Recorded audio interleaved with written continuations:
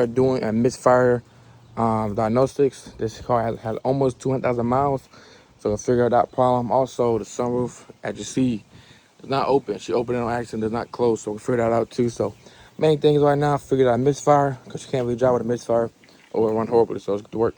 You can see it, but it's misfiring like pretty bad. It's kind of hard to see on camera. But what I'm gonna do is to quickly diagnose, I'm gonna disconnect each one of these one by one. And if it stays the same, what's that cylinder. Now, if it starts worsening and it makes it worse, then I know that cylinder is good. So I disconnected all of them one by one. It was kind of hard to tell, but these two right here was kind of having a problem. But to get a more accurate scan, I'll hook up my scanner so to see it live data-wise. Now what I'm doing is manually turning off the injectors one by one.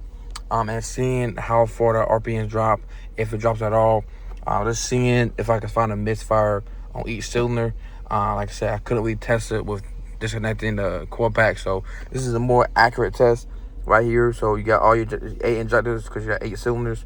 So continue to do my diagnosis and see it, figure out which one is going to be the problem. So you see the number right there, not that one, the one right there, camshaft position sensor. I'm gonna tell you what it basically means. So I checked the oil pressure sensor for the camshaft, checked the sensors themselves, check all that stuff, man. And it's basically what my conclusion came to is the timing chain itself, or the belt in this case, is stretched.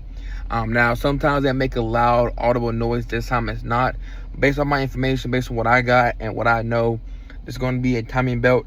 And I don't want to cost the customer any more money. That's not going to fix their problem.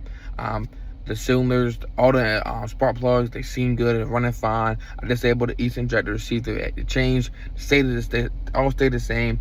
So even though they haven't been changing spark plugs, 200,000 miles or however long it's been, I still recommend it to them if they want to do that together. Of course, they watching the video. Next video.